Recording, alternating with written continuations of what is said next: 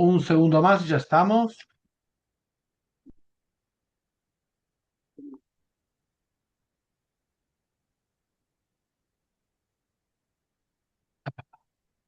Muy bien. Buenos días a todos. Vamos a comenzar con la novena clase de los 13 fundamentos de la fe de Maimónides. El fundamento número 9 es fundamental para lo que va a venir, justamente, es un principio de fe, que dice lo siguiente: yo tengo la convicción certera que la Torá nunca será cambiada y que ninguna otra será jamás entregada por el Creador. O sea, el fundamento de que la ley a partir de que Dios la dio, y por la palabra Torá entendemos no solamente el Pentateuco, la Biblia, sino todo el sistema de normas que Dios entregó, tanto para toda la humanidad, como tanto aquellas leyes especiales para el pueblo de Israel, tienen un carácter de vigente, permanente y eterno. Y cualquier modificación, dado que Dios se mostró en el Sinai, como estudiamos en extenso en la clase número 8, Dios vivo se mostró ante millones de personas, en ese momento Dios dictaminó y nos legó generación tras generación que esta ley, como vamos a ver hoy, no va a ser cambiada ni va a sufrir ningún tipo de modificación. Lo mismo lo hizo 800 años antes que la revelación del Sinai, que fue en el pacto noágida, hace 4200 años, ahora vamos a ver el versículo, que dictaminó que esta ley, la ley noágida o la ley de israelita, no va a ser cambiada. No va a ser cambiado quiere decir que tiene un carácter vigente y permanente, desde que Dios la entregó hasta el día de hoy, como si fuera un cordón umbilical activo espiritual que se extiende desde que Dios reveló esta ley hasta el día de hoy. Y cualquier edición, agregado, modificación, intentar decir que la ley está abolida o que hay otro tipo de ley, es una violación al pacto, una desnaturalización de la ley divina. Y de eso se trata el principio. Ahora vamos a empezar a fundamentarlo. Entonces, el principio número 9 habla que la Torah escrita y oral. Oral, hablamos de la aplicación práctica de las normas que recibimos en Sinai, fueron desarrolladas en todas las generaciones a través de los sabios de Israel. O sea, la Torah y su aplicación, como bien lo trae el Maimónides en su libro de introducción, en el libro de él que siempre estudiamos, el Sefer Amadá, el libro del conocimiento, que querés mostrarme a mí, Ana Gali, ya en la pantalla. Vamos a ir yendo y viniendo. En el libro de introducción al Maimónides, que siempre estudiamos, el libro del conocimiento, dice, así comienza su introducción al libro. Todos los mandamientos que fueron entregados desde lo alto, desde Dios, a Moshe en el Sinai, como vimos en la clase pasada, fueron transmitidos con sus explicaciones. O sea, la aplicación práctica de la ley. Cualquier norma para ser norma tiene que tener una autoridad visible, una regla clara, no ambigua, y una consecuencia de la ley. Ya eso Dios lo hizo en el principio de la creación. El primer día de la creación del primer ser humano, ya Dios dio un sistema normativo, como lo trae Génesis 2:16. Y ordenó Dios al hombre diciendo: del árbol no comerás, porque si comerás, morirás. Ahí vemos bien claro una autoridad, Dios, una ley clara, no comer determinado árbol. Así también cualquier norma de la Torah tiene que ser específica, clara, en qué, cómo, cuándo y dónde, si no, no es una ley. Me refiero que la Torah no es un libro de que está todo oscuro y hay que interpretarlo. No, ya viene interpretado y aplicado y desarrollado oralmente y después escritamente a través de los sabios de Israel en cada generación. Como dice el versículo en Éxodo 22, de 24:2, estoy leyendo la introducción de Maimónides, después vamos a ver diferentes capítulos y textos en la pantalla. Te entregaré las tablas de piedra, la Torá y los preceptos, que son tres cosas. La Torá es la Torá escrita, o sea, el Pentateuco y los profetas. Los preceptos son su explicación y su aplicación. Dios nos ordenó cumplir la Torá de acuerdo a los preceptos. O sea, no hay otro modo de aplicar la ley sino a través de la aplicación práctica, el consenso que Dios entregó en el Sinai y las enseñanzas y premisas que entregó a través de los sabios y desarrolladas y codificadas generación tras generación. Este es el modo de aplicar la Torá, no hay otro modo. Estos preceptos, la aplicación de la ley, es lo que llamamos Torah oral. Torah oral no tiene que ver solamente con la enseñanza de los sabios, sino el modo que recibimos desde el Sinai de cómo se aplica cada norma y consecuencia. Ahora bien, vamos un poco a los fundamentos de este precepto. Vamos a poner en pantalla el capítulo número 9, 9 de los fundamentos de la fe de Maimónides, y ahí vamos a empezar a desarrollar el tema. Sí, ahí estamos. Ponemos el texto que está tomado del mismo libro de Maimónides, Los Fundamentos de la Ley. Este texto lo pueden encontrar, igual que todos los 1000 capítulos de la codificación legal de Maimónides, en la página chabad.org en inglés. Esta es una traducción online que hicimos del texto original, pero ahí están todos los capítulos traducidos y explicados con comentarios. Sino también está en la edición Moaj del Maimónides. Y así, en la Torá queda claro y explícito que es un mandamiento de Dios que permanece para siempre, sin cambios ni adición ni sustracción. Si es de origen divino, para conservar el origen divino de la ley, no puede tener ni agregado, no se pueden agregar a los mandamientos, no se pueden quitar de los mandamientos, ni se pueden reelaborar los mandamientos. Como bien claro lo dice Deuteronomio 13:1, todo lo que yo te ordeno, dice, lo cumplirás cuidadosamente. Exactamente lo que te ordeno. No añadirás ni quitarás nada. Y como lo trae Deuteronomio, lo revelado es para nosotros y para nuestros hijos para siempre, para que cumplamos todas las palabras de la Torá. Esto enseña que se debe cumplir todas las directivas de la Torá para siempre. Y cualquier modificación, adición, sustracción del concepto de para siempre es una modificación en el carácter divino de la ley. Es decir, que cualquier agregado, quitar, reinterpretar o decir que la ley quedó abolida, y ahora hay otro tipo de ley, incluso la misma ley con agregados, estamos quitándole el carácter divino a la Torá y puede ser una ley humana común. O sea, ya no deja de ser el código moral divino universal o el código divino para los israelitas, sino pasa a ser una ley común. Por eso somos tan escrupulosos. Ahora vamos a volverme a la imagen, vamos a ir y venir con el texto. Somos tan escrupulosos de no agregar, ni quitar, ni editar nada, tanto para el código de ley para los israelitas, como tanto del código de ley para los no israelitas. Tengamos en cuenta que la Torá se reveló hace 3.000, perdón, la revelación de Dios en el Sinai fue hace 3.338 años.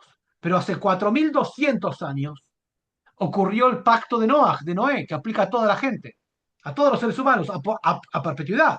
El pacto del Sinai toma un grupo y le da más leyes. Pero el pacto para todos los seres humanos, el acuerdo y el sistema de normas que Dios entregó a cada ser humano, sigue vigente desde entonces. Miren como dice bien claro, acá en el texto no está, lo voy a leer de la Torah directamente.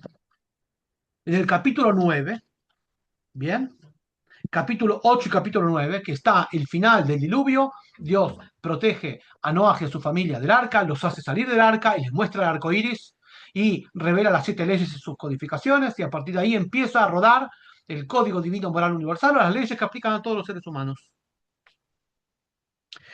Entonces dice así, Dios dice, no volveré más a maldecir la tierra a causa del hombre.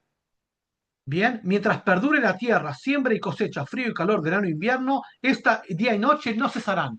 O sea, así como Dios pacta con el mundo que no va a ser destruido a causa del hombre, también ordena un resguardo de la sociedad y todo lo que eso incluye a través del pacto noágida.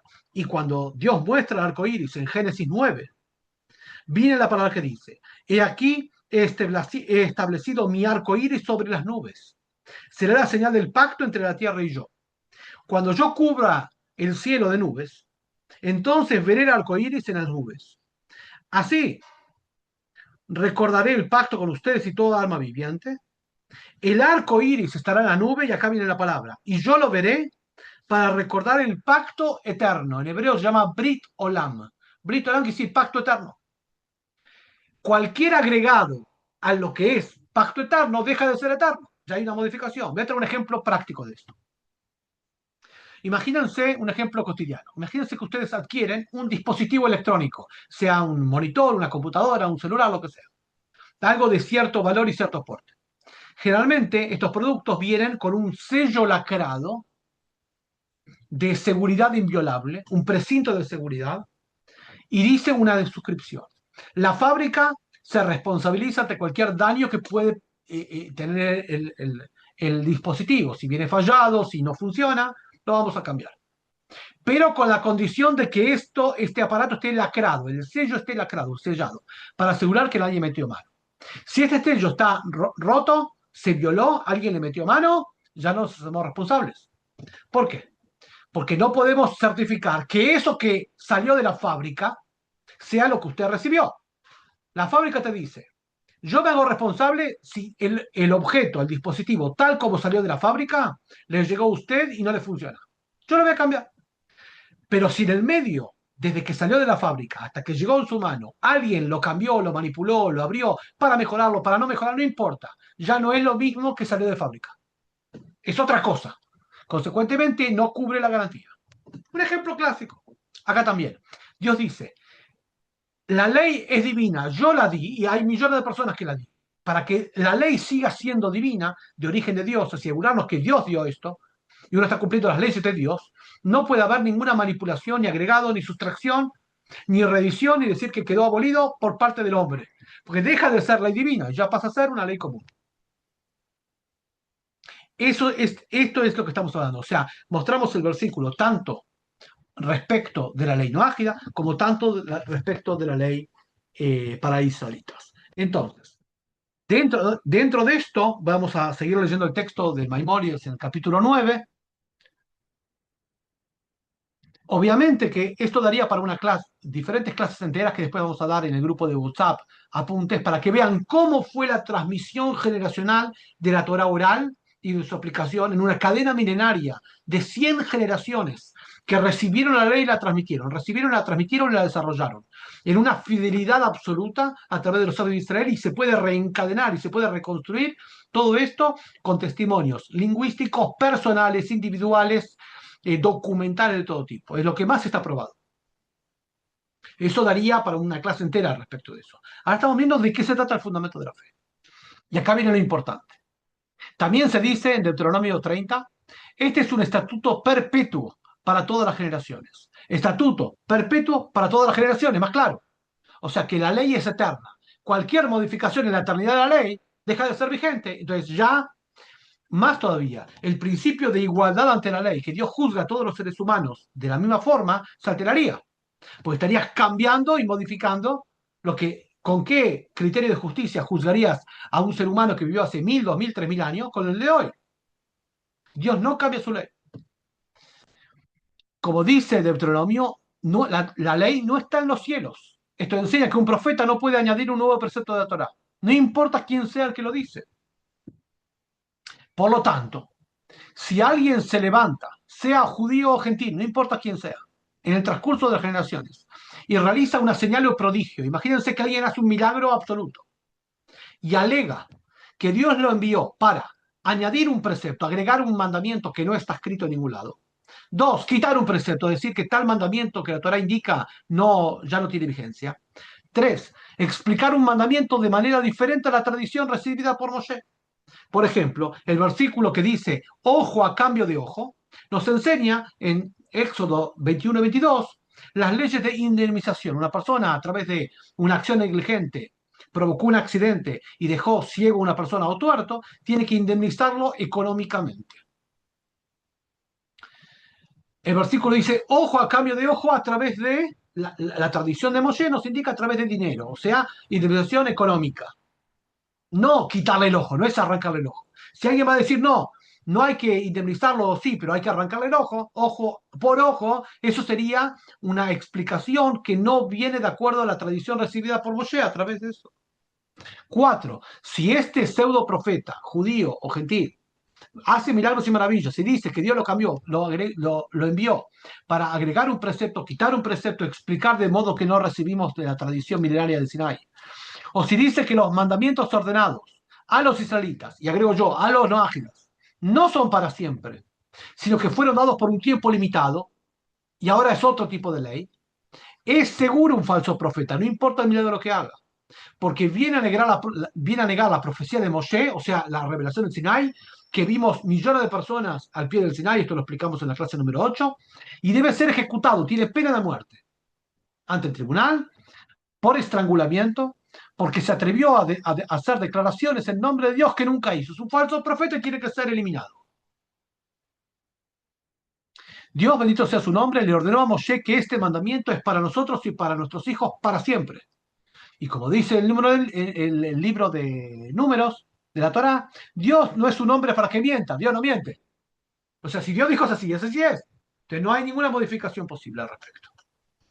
Esto echa por tierra cualquier pseudo profeta y de acá se deriva también un principio que capaz que lo habrán escuchado en las leyes noajidas, que se llama Hidush Dat, que se traduce como inventar una religión. En realidad no es inventar una religión solamente como un sistema de normas y un sistema cultural, sino cuando una persona asume sobre sí mismo un mandamiento que Dios no le entregó y lo toma como un deber religioso, está violando la ley.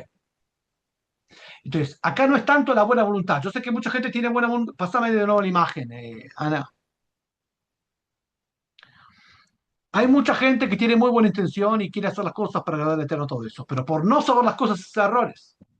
Cuando la persona no judía asume sobre sí en ciertas condiciones mandamientos que Dios no le ordenó, está alterando su pacto. Porque Dios dijo que lo que la persona no judía tiene que hacer es de estudiar y desarrollar toda la aplicación práctica de los 7 fundamentos y sus derivaciones. No agregar mandamientos que Dios no le indicó. Lo mismo que un israelita que va a adoptar mandamientos de algo que no le corresponde. Por ejemplo, alguien, por ejemplo, como yo, que soy de la tribu de Yehudá, Judá, que empiece a tomar mandamientos que Dios le ordenó a los Kohanim, a los sacerdotes, que al día de hoy algunos se cumplen. Por ejemplo, bendecir al pueblo en las festividades o lo que sea, que es un mandamiento para la tribu de Yehudá, de Leví, no de Judá. Estoy agregando. O que yo asuma como israelita mandamientos que le fueron dichos a mujeres. Estaría alterando la ley. Así también, cada normativa le fue dada a un grupo específico. A levitas, a la tribu de Judá, a casados, a solteros, a varones, a mujeres, a judíos, a no ágidas. Cualquier alteración de esto, estaríamos agregando, modificando el pacto. No solamente que es una violación de la norma y eso deja de ser ya un pacto divino, sino empieza a ser una ley humana. Segundo, está alterando la ley de Moshe, que es algo muy grande, muy, muy grave, la ley de Noah. Tercero, que es una blasfemia ante Dios. ¿Por qué blasfemia? Porque uno le estaría indicando, déjame tener un ejemplo práctico de esto, le estaría indicando a Dios que Dios no es lo suficientemente inteligente ni piadoso que requiere corrección, como que uno está corrigiendo a Dios. La prohibición de blasfemia es disminuir la perfección de Dios. Cuando yo, cuando una persona que no tiene un deber determinado, que Dios no lo ordenó, hace por propia voluntad algunos mandamientos que no le corresponden, está alterando su pacto divino. Estaría indicando que Dios no sabe lo que hizo o hizo algo erróneo que requiere otra cosa. Voy a tener un ejemplo práctico. Las personas, si quieren, pueden consumir carne o no comer carne, hagan lo que quieran. Pero no puede hacer una cosa, no puede decir, yo me abstengo de comer carne porque tengo lástima de matar a los animales. Eso no puede hacer, porque es una blasfemia. Porque Dios crea a los animales para que el ser humano siquiera los coma. Entonces, cuando la persona se monta por encima de Dios y dice, no, yo tengo piedad de los animales, por eso no los mato y no los como, está poniéndose casi por encima de Dios. Dios es el creador de todo, y Dios crea a todos los seres vivos, y Dios crea animales también para que el ser humano los coma. No hay un deber de comer animales, puedes abstenerte, pero no puedes abstenerte alegando que lo haces por piedad. Porque Dios mismo en la ley noágida dice que se puede matar animales para comer.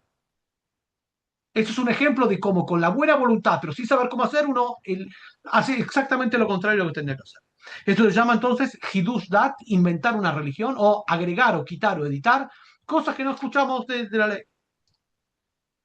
Obviamente que hay ciertos mandamientos que una persona puede, si quiere, eventualmente, especialmente aquellos mandamientos que tienen como función la corrección de la sociedad y todo eso, mejorar, incluso en algunos mandamientos inspirarse, como el pueblo de Israel lo hace y también hacerlos, eso hay. Hay un capítulo entero del libro de Rabino Weiner que si estudiamos, lleva Mitzvot Hashem, 7 principios divinos, que explica qué tipo de precepto y cómo se hace y qué no se hace. Por eso somos tan escrupulosos para cuidar el carácter divino de la ley, o sea, que Dios entregó eso, de, en primer lugar, saber que es un acuerdo de normas y saber que exactamente hay que obedecer y cumplir y estudiar lo que Dios ordenó. Que ya bastante eso hay un montón para hacer con eso. Y no intentar agregar, ni quitar, ni editar nada de lo que... Porque eso ya pierde carácter divino. Si Dios dijo que esto es suficiente, esto es suficiente. Entonces, y justamente por eso es tan importante que durante todas las generaciones, si va a venir alguien a decir, no, esto no es así, sepa que es un falso profeta, es algo muy, muy grave.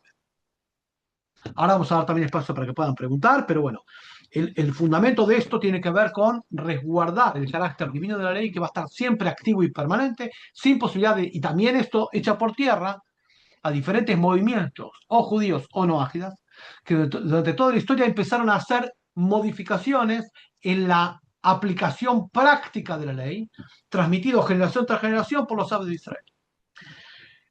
La Torá en Deuteronomio 17 faculta únicamente, únicamente hacer el portavoz y el aplicador de la ley y la interpretador de la ley a los sabios de Israel en cada generación. No todos son sabios y no todos son autorizados en todos los aspectos. ¿Cómo saber y cuándo? Que las personas pregunten a un rabino autorizado y le van a decir qué tipo de sabio es autorizado para tal cosa, porque hay un consenso en el pueblo de Israel que esto es. Hay temas muy, muy agudos y graves que solamente un grupo de sabios puede decidir. Otros que son mucho más sencillos que gran cantidad de sabios puede decidir. Pero Deuteronomio 17 nos dice bien claro, eh, eh, voy a leer el versículo para que lo vean, de quién puede aplicar e interpretar la ley y cuando una persona tiene dudas, ¿qué tiene que hacer? Vamos a leer el versículo directamente, no está acá en la pantalla, pero lo voy a leer yo. Acá. Dice Deuteronomio 17:8. Cuando no puedas emitir un veredicto en materia legal, por ejemplo, distinguir entre sangre pura e impura, esto es un tema normativo legal, o no puedas determinar sentencia a dictar, inocente o culpable, permitido o prohibido, deber o permiso, no sepas cómo aplicar la ley, ¿qué hay que hacer? O no puedas distinguir entre una afección pura y una afección impura, o sea, en toda la normativa de la ley, tanto cuestiones civiles, penales, comerciales, nacionales o de pureza ritual. O cuando haya desacuerdo entre los sabios de tus ciudades, hay debate entre los sabios, no entre el populacho. El populacho nunca nunca dictaminó la ley. La ley es, como vamos a ver acá, lo que el sabio autorizado y responsable dice que es ley, no lo que el lego lee en la ley. Eso en todos los países, en todas las culturas. Al igual que en medicina, el diagnóstico lo dice el médico, no el paciente se va a autodiagnosticar y va a decir que el médico está equivocado. Es un enfoque diferente. El paciente tiene que decir, soy paciente. Y tiene que ir a un médico y asegurarse que el médico es un médico auténtico. Y el médico tiene el deber de diagnosticar y que sea controlado por otros médicos. Pero no el paciente va a controlar al médico. Otros médicos van a controlar al médico. Acá también. Otros sabios van a controlar a ese sabio. Dice la Torah, deberás ascender al lugar que escoja Dios, tu Dios, en Jerusalén. Se refiere a el Sanedrín, el tribunal aglutinante de esa época, y hoy en día los tribunales que no tenemos Betamigdash, santuarios, sino tenemos cortes rabínicas de sabios expertos para cada tema. Allí deberás presentarte ante los sacerdotes de la tribu de Leví o ante los sabios que estén en esa época y ante la autoridad judicial que actúe en aquellos días. Los separa porque en la época que el santuario estaba presente y todo el pueblo judío en pie, al lado, en el Betamigdash, en el santuario, antes en el Mishkan, en el tabernáculo, en la habitación, en la oficina o en el aula más cercana al exterior, a la calle, atendía en algo llamado Lishkat Gazit, la oficina de piedra de cáliz, así se llamaba, el tribunal que se juntaba, porque estaba muy cerca al lugar externo del templo llamado el atrio de los gentiles, o el patio, donde se acercaban todas las personas no ágidas, gentiles justos, los ciudadanos de la puerta, como se dice, y venían a formular sus preguntas, y los sabios salían y los atendían ahí. Esto siempre existió. En la versión moderna hoy en día son sabios expertos en leyes no ágidas que explican en temas de fe, en temas de visión, en temas de normativa. La Torah dice, deberás presentarte a los sacerdotes de la tribu de Leví o la autoridad judicial que actúe en esos días. Si no hay tribu de Leví, como no hay hoy en día activa en el templo, porque no hay esto, hace 2000 años, ante la autoridad judicial que actúe en esos días, los sabios de Israel en cada momento y lugar. Les expondrás el caso y ellos dictarán sentencia del asunto. ¿Quién tiene que decidir? Los sabios. No todos los sabios, los que están autorizados para eso. Y deberás proceder de acuerdo a las sentencias que te dicten allí, desde el lugar que elija Dios. Deberás poner especial cuidado en hacer tal cual te indiquen. Procede de acuerdo a la ley que te indiquen. Sigue repitiendo. Y a la normativa que te digan. Versículo 11. No te apartes de lo que diga, derecha o izquierda. El hombre que se rebele y se rehúse a obedecer lo que dice será sentenciado a pena de muerte.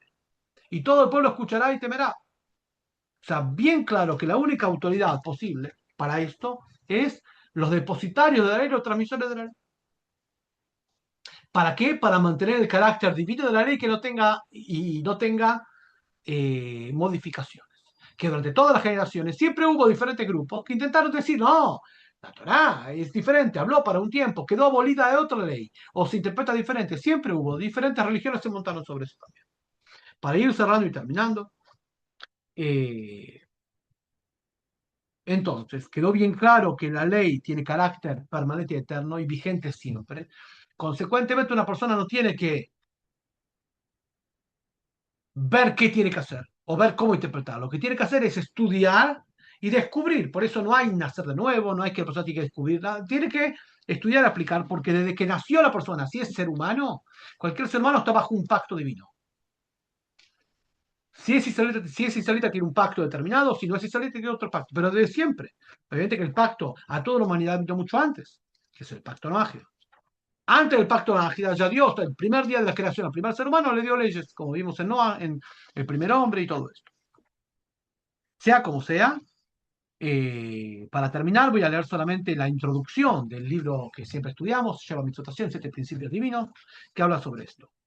El amo del universo ordenó al primer ser humano en el día de su creación, como dijimos, Génesis 2:16, y ordenó Dios al hombre diciendo, y le ordenó seis de los siete principios universales y sus derivaciones, de acá describe. Esto con Noah se agregó un séptimo. Cuando Moshe subió al monte Sinai a recibir la Torah de Dios, y lo vieron millones de personas, la clase número 8 lo explicamos, recibió toda la enseñanza global y sus aplicaciones, Torah escrita y Torah oral, que es la aplicación práctica de cada una de las normas. No hay otra aplicación práctica sino esa que recibimos de Sinai. Y los fundamentos y premisas para que los sabios en cada generación desarrollen y apliquen y codifiquen, como la codificación de Maimónides, por ejemplo, y otras más. Y dentro de esto Dios refrendó y revalidó y reiteró las leyes noajias con todos sus detalles, y ahí confirió al pueblo de Israel el deber de conservar, desarrollar y codificar estas normas a perpetuidad, uno, y segundo, difundir estas normas para todas las naciones siempre. Y están ordenados todas las personas, que son todos los seres humanos, que son los descendientes del primer hombre y de Noah, que fueron los depositarios directos de la ley noágida, de la ley adámica de Adán, del primer hombre, y la ley noágida de Noah y sus descendientes, como la Torah misma en Génesis nos manda, tanto para el primer hombre, tanto para Noah. Esta orden es para ustedes y para vuestros descendientes a perpetuidad, Brit Olam, dice bien claro, el pacto eterno, de asumir y cumplir estas siete normativas y sus derivaciones, porque Dios las ordenó en el Sinai, las revalidó y nos anunció la Torá a través de Moshe que los noágidas estuvieron siempre dictaminados estos.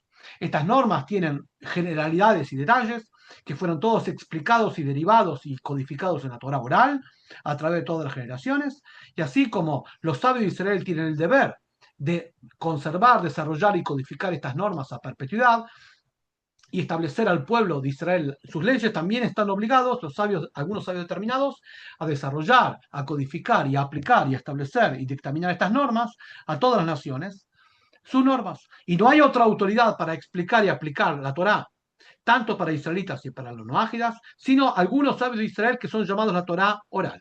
Junto con esto están otras leyes morales que las naciones asumieron sobre sí y otras cosas más.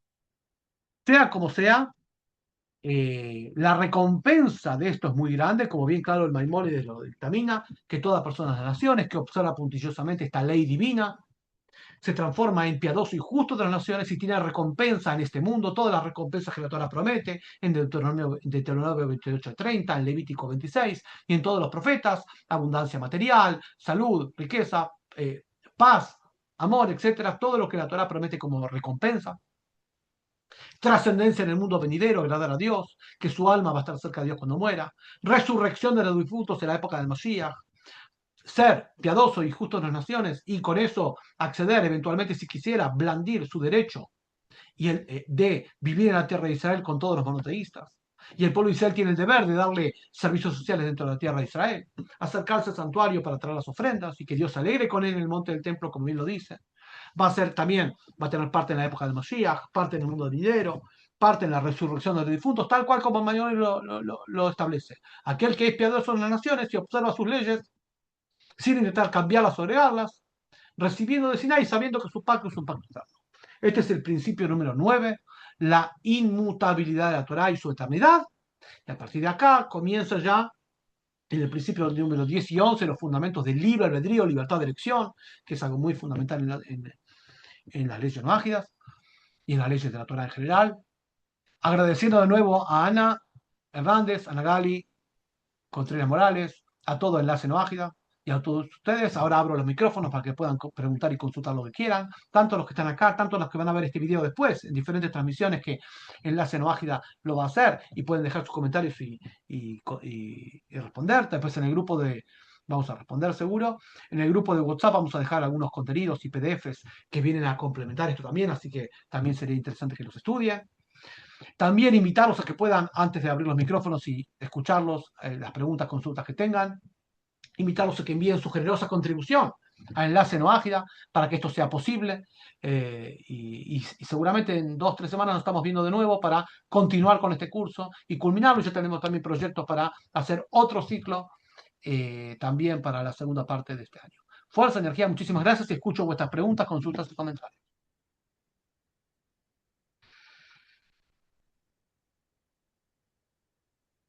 Adelante, pueden abrir los micrófonos y preguntar lo que quieran. También agradezco mucho los saludos que recibí por la festividad de Pesaj, obviamente, y también por mi abuelazgo. Saben ustedes que hace 10 días soy abuelo por primera vez de una hermosa niña que se llama Haya Muska, como el nombre de la esposa de Rebbe Lubavitch, Haya Muska. Así que crezca sanita y fuerte y que la veamos crecer en el camino de la Torá, en la Jupá, del palio nupcial y en las buenas acciones de nuestro pueblo. Amén. Muchas gracias, Rab.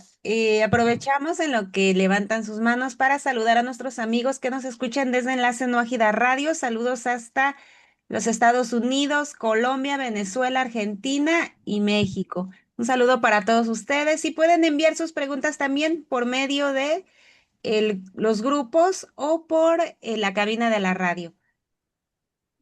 También recordar que Enlace No Ágida transmite todos los días y hay diferentes docentes, rabinos y ramaniot que dan clases, cursos, también música al respecto. Así que es importante ver toda la programación de Enlace No Ágida que están y hacen transmisiones en vivo también. Así que es algo muy interesante para tener como compañía diaria.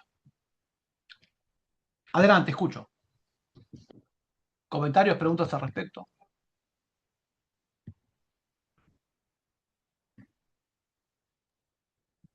Sí, buen día, Rab. Sí, Buen día a sí, escucho. todos. Sí, solo un comentario, Rabino. Siempre es una gran bendición escucharlo. Aprendemos mucho de usted y bueno, este tema que es uno de los 13 principios de la fe, pues creo que viene a reforzar nuestra creencia en el Creador, nuestra fe de saber que la Torah es divina, que todo esto es verdad y que gracias al Eterno que hemos dejado todas esas falsas ideas, ideologías de hombres, ¿no? Y toda esa manipulación que se hizo en el mundo, pero que bueno, este es un camino largo que tenemos que ir también depurando todos esos pensamientos, ideas que aún están ahí, ¿no? Lleva tiempo, pero como dice usted, a través del estudio tenemos que ir haciendo ese trabajo. Gracias a Hashem que ahora podemos ver, ¿no? La verdad y que estamos en el camino correcto. Ahora solo nos queda esforzarnos y seguir adelante. Gracias, Rabino, Amén, y felicidades por su nietecita y buena amén, semana amén. para todos. Muchas Gracias. gracias por tu comentario y por tu, muy lindo, Sara, y por eso nuestro centro se llama Luz de la Torá. Viene a alumbrar y también jugando con las palabras, luz de la Torá, viene a delatar los aspectos erróneos y a mostrar justamente cuando echamos luz, nos damos cuenta dónde estamos, para qué estamos, cuál es el error y todo eso. De eso hablamos. Así que gracias por tus. Hay también otros comentarios, Rodrigo Mancilla, y también textos que escribieron acá en el chat. Rodrigo, te escucho. Buenos días a Buenos todos. días. Mi duda es la siguiente. Se me acerca alguien y me pregunta, oye, tú dices que la Torá no ha cambiado desde el día uno que se entregó. ¿Cómo puedes confirmar eso? ¿Y yo qué le puedo responder? En primer lugar, que se acerque a todo el pueblo de Israel y va a ver. ¿Qué va a ver? Va a ver que hay una cadena de práctica, de aplicación práctica para atrás, en libros, en formas de vida, en normas, en cultura, en música, desde el Sinai. Cualquiera que tome un avión y viaje a Israel y ve como turista, va a ver exactamente, pero exactamente lo que los libros dicen y cómo se aplica. Literal. Vas a cualquier comunidad judía del mundo y vas a ver los mismos rollos con las mismas prácticas, todo lo mismo. Es visual, ¿lo ves? Que la Torá es verdad, agarra Deuteronomio 30 y fíjate que dice bien claro que el pueblo de Israel va a permanecer por siempre, por promesa divina, y va a ser esparcido por todos lados, y Dios lo va a juntar y lo va a depositar en la tierra que prometió a Abraham y Jacob. Y vos lo ves claro. Es el único pueblo de la antigüedad que se preserva como tal, a pesar que cada generación quiere exterminarlo, lo estás viendo con tus ojos, y como una protección divina sobre ese pueblo y sobre la tierra de Israel que Dios prometió a Abraham y Jacob. Tal cual, ese territorio. No tiene ningún lugar en la lógica humana que pueda pasar algo así. ¿Es más visible que esto? Muchas gracias. Absolutamente. Es ver solamente, no hay que explicar nada, ni versículo, hay que mirar. Eso es. Fuera de eso hay muchas comprobaciones. Está el sentido común. Del hecho que muchos pastores imitan a rabinos y ningún rabino imita a ningún pastor. Y del hecho que todo el mundo se desespera por Torah, te das cuenta que la gente imita lo que es verdadero, no lo que es falso.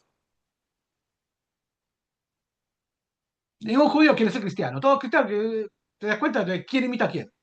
El sentido común indica qué es falso y qué es verdadero. Imagínate en tu país.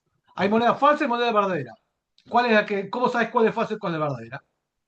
La falsa imita a la verdadera y la verdadera no imita a nadie. Y así hay muchas comprobaciones. Adelante. Dije solamente dos, hay un montón más. En el curso, en la clase número 8 y 9, siempre vamos hablando al respecto. Y ni que hablar cuando lleguemos al principio número 12 y 13, que vamos a hablar de las profecías previas a Mashiach, que vamos a ampliar mucho sobre eso. Pero eso es la clase número 12 y 13 que vamos a llegar, estamos recién en la 9. Gracias, Rodrigo, por preguntar. Alicia, te escucho. Buenos días. No escucho. Cuando ustedes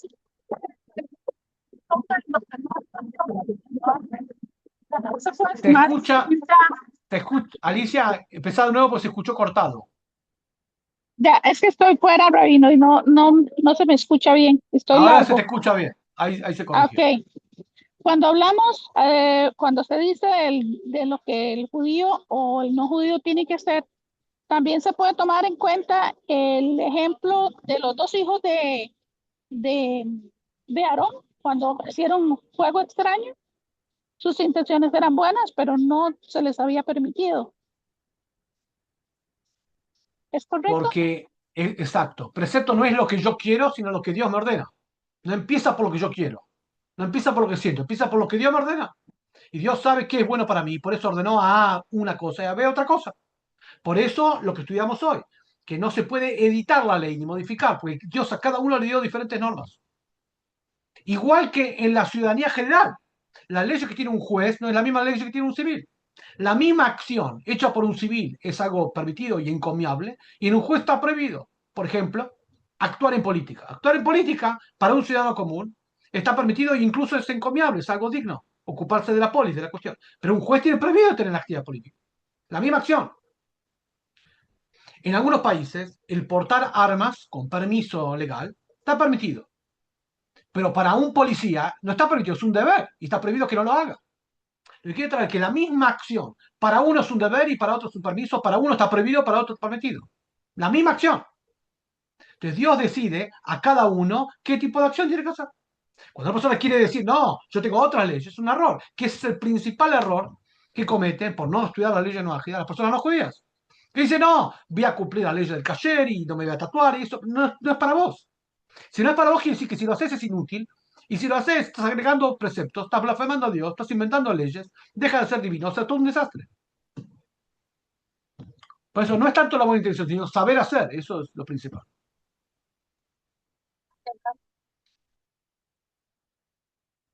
Después está obviamente la necedad. Cuando alguien que no tiene ninguna vinculación con la tradición de Israel dice soy israelita, ahí ya no hablamos de algo argumental, hablamos de una necedad.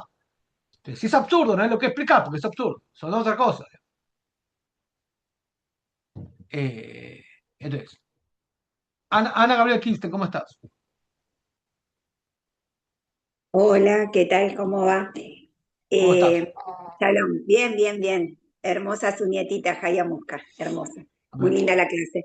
Me quedé pensando en la pregunta de Rodrigo, de nuestro compañero anterior, y me acordé que a veces a mí, por ejemplo, a lo mejor me dijeron, no, lo que pasa que eso ya se abolió, y yo respondía y lo busqué porque quería ver si me estaba acordando bien, con Malaquías, con partes de Malaquías 3:6 que dice, porque yo soy el eterno que no cambio, y yo digo, si una persona no cambia, si te mandó una lista de cosas, sigue manteniendo la misma lista de cosas, porque no cambia, no te va a agregar más cosas, ni te las va a quitar, ni te las va a modificar. Y ese sería el eterno que no cambia. Esa era mi contestación, pero no sé Es si puede ser. correcto, es totalmente correcto, pero aparte, la misma Torá, cuando se reveló Dios en el Sinai, ante millones de personas, dijo que no cambia. Por eso el memoria es tan explícito. Viene cualquier persona, cualquier generación y dice que quedó abolido. Cuando decir que quedó abolido, ¿quién lo dice? ¿Qué autoridad tiene para decir? Ninguna autoridad, por más que haga milagros y maravillas. Esto lo que dice bien claro. Pues cualquier modificación a esa ley eterna dejaría de ser ley divina. Exacto. Esa es Gracias. la prohibición, es lo que se llama en términos técnicos, normativos, inventar una religión. O sea, ¿qué quiere decir?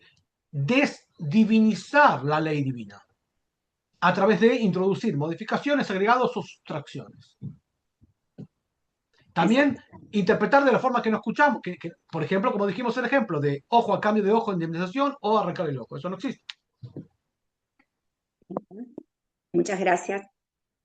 Así que eso, gracias por tu intervención y bueno, eso es tal cual. Hay preguntas en el chat también. ¿Quién quiere preguntar en vivo y también en el chat? A ver, ¿dónde está acá? ¿Alguien más en vivo? ¿Estamos acá? Levante la mano. Yadira Alma, Yesenia, ahí está. Ok, acá hay textos. A ver, ¿querés leer, Ana, los textos? Sí, Rab. Los leo yo si querés, como quieras. Jorge Flores dice, tengo una pregunta. Aún tengo en mis oídos lo que dijo. ¿Nuestra confianza es documentada? Por supuesto, eso todo es documentado. Si no, no es confianza. En realidad empieza de antes. En la primera clase, en la introducción a estas clases, dijimos que la palabra emuná quiere decir convicción certera. Convicción certera no es fe, es lo contrario de fe. Convicción certera es una serie de evidencias que te permiten tener una convicción certera. Fe es algo que te quedan dudas. Por eso el principio número 8 hablamos, y por eso está el video ya en el sitio de acá de Enlace Noagia, la clase número 8 que dedicamos comprobaciones a mostrar los millones de personas y la evidencia que nos asegura que Dios se reveló en el Sinai. Para estar bien seguro y tener convicción certera. Convicción certera no es que tengo fe, es que tengo documentación de todo tipo que me permite sostener eso. Eso es emuná, convicción certera, no fe. Gracias, Rab. Eh, Sobre el otro tipo de fe que la gente dice, como no entiendo, no sé, por eso creo, eso es lo que dice el Salmos, el tonto cree cualquier cosa. Petit y a mí dejó de hablar. Eso no hablamos, hablamos de alguien, llamamos los 13 fundamentos racionales de la fe, por eso está todo eso es lo que estamos haciendo, fundamental en cada caso respecto a eso. Te sugiero, Jorge, que empieces a repasar todas las clases del principio, porque si bien cada clase tomamos un principio, pero es todo un sistema. Cuando terminemos el sistema van a ver para atrás cómo está armado el edificio, digamos, el sostén de todo esto, que son principios que interactúan entre sí. ¿Qué más? Ragelia Alvarado dice, ¿buscamos a Hashem o solo soluciones a nuestros problemas? En realidad la Torah es un sistema de normas de Dios para el ser humano. El ser humano escucha y obedece, es otra cosa. Gran parte de lo que la persona habla como problemas, la Torah le deriva al profesional correspondiente. Tiene problemas psicológicos, tiene que ir a un psicólogo, no tiene que buscar en la normativa la solución para sus problemas físicos porque Dios le ordena hacer eso. La trampa de las religiones es ponerse como intermediario entre el sentido común y la solución. Entonces, ahí viene el problema, y ahí viene lo peligroso. Si una persona tiene un problema de salud, la Torá dice, curar, curará, tiene que ir al médico. Y no puede no ir al médico. Debe hacerlo. El versículo dice explícito. En Éxodo 21. Cuando viene algún representante de la religión y dice, no, bueno, tenés que ir al médico, tenés que hacer tal o cual práctica metafísica y te vas a curar. Ahí hablamos lo peligroso. ¿Por qué es peligroso? Primero todo porque es un delincuente, porque está ejerciendo la medicina legalmente. Segundo, le da una falsa percepción al paciente que se va a curar.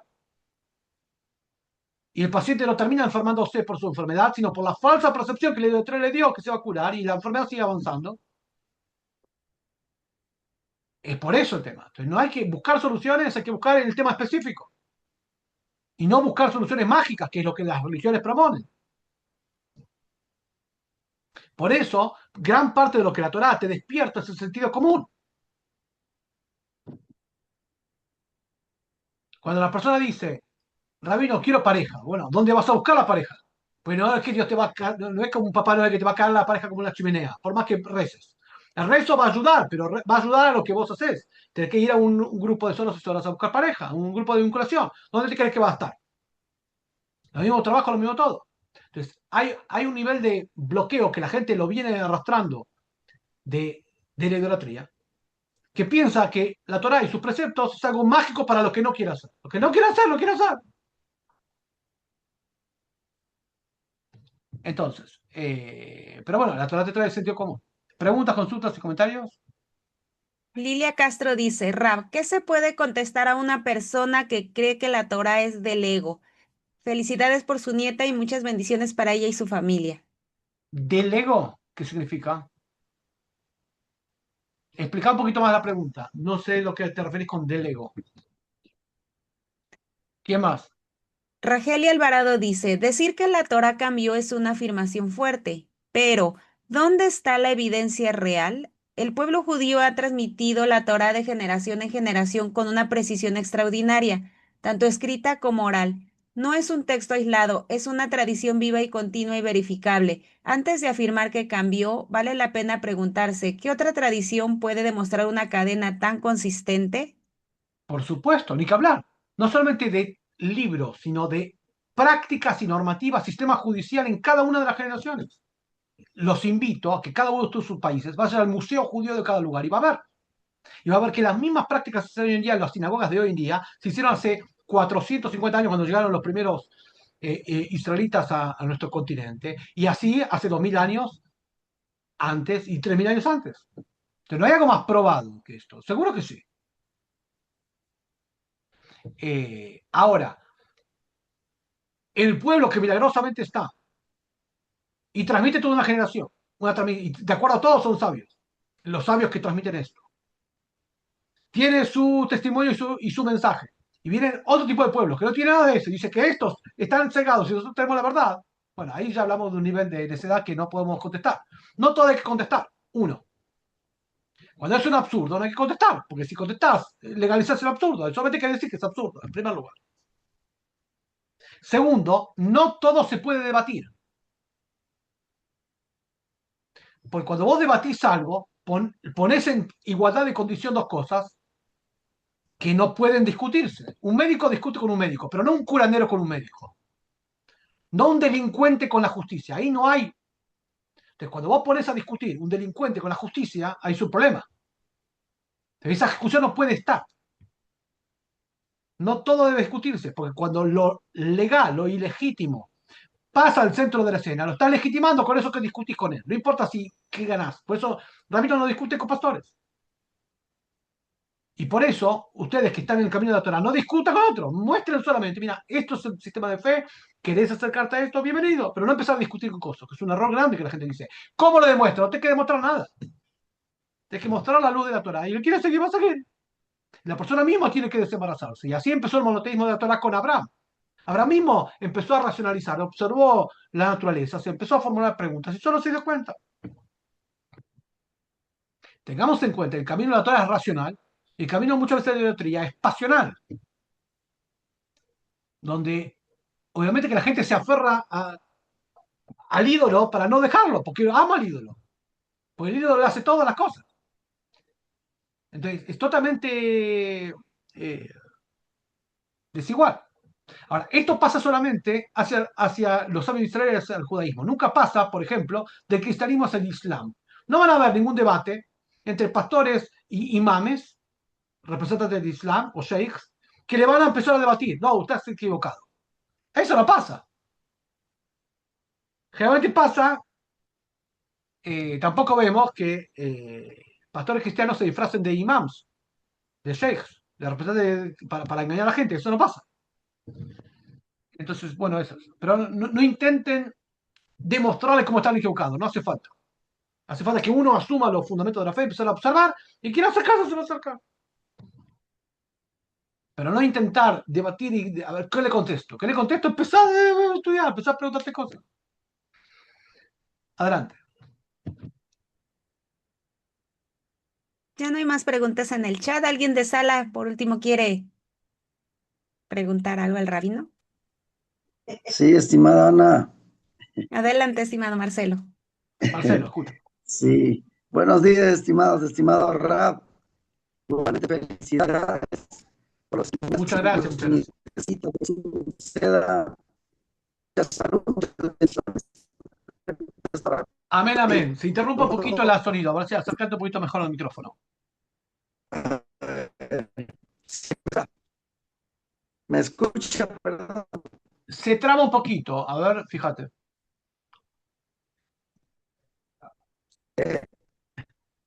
Es que a mí me preguntan, que son cristianos y algunos en este punto, las leyes por ejemplo, la pena de muerte, que se todavía de acuerdo a la Torá, en Israel no se ha modificado nada, pero Hacer una cosa, escribir la pregunta y yo la voy a contestar ahora. Escribirla en el chat, por favor, no se traba todo. Lo que digo es, cuando ustedes les preguntan algo, la respuesta más sensata es preguntar al rabino. Si tenés una pregunta de medicina, preguntar al médico. Tenés una pregunta de arquitectura, preguntar al arquitecto. Uno compra un medicamento y en el prospecto, en la caja, en el estuche dice, ante la duda, pregunta a su médico. Entonces, lo que ustedes tienen que hacer es preguntar al rabino. Sería lo más sensato. Y no exigir a personas que pueden tener muy buena intención y estudios, pero no están autorizadas para responder o no saben cómo hacerlo, responder. Esa respuesta es lo más lógico. Preguntar al rabino. Ahora, si le van a contestar, no, el rabino habla leyes de hombres, bueno, ya ahí hablamos de nuevo, hablamos de la necedad. Entonces, no hay que contestar la necedad ni lo absurdo. Pero lo lógico es responder eso. Preguntar el que sabe, para eso está. Obviamente que hay preguntas que ustedes pueden responder y eso estamos indicando. Después, si querés escribirme las preguntas por el chat acá o si no, en el grupo de WhatsApp y te vamos a responder. Lo que pasa es que se traba toda la imagen y la voz y no se logra hilvanar la frase. ¿Alguna pregunta más?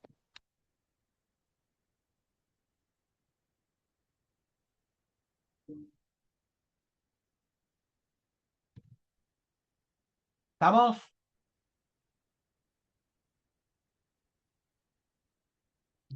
Bueno, pero las preguntas que tengan, también Marcelo escribirlas en el chat después. Ah, ¿escribió? Todo mi respeto, Rabino, dice Israel Torres. Bueno, si alguien tiene una pregunta más o algún comentario, estamos acá. Si no, me lo escribís por el WhatsApp, por el grupo de WhatsApp, preguntas y respuestas, y ahí contestamos. ¿Estamos? Así que bueno, fuerza, energía para todos, bendiciones. Y bueno, nos vemos en 2 semanas que vamos a continuar con el curso. Adelante. Muchas Muchas gracias. gracias, Rabino. Bendiciones. Gracias a Shalom, todos por shalom. acompañarnos. Gracias, Ana Gali, gracias, Ana, a todos. Muchas gracias. Gracias. Gracias. Muchas gracias. Gracias, Rabino. Gracias, señora Magali.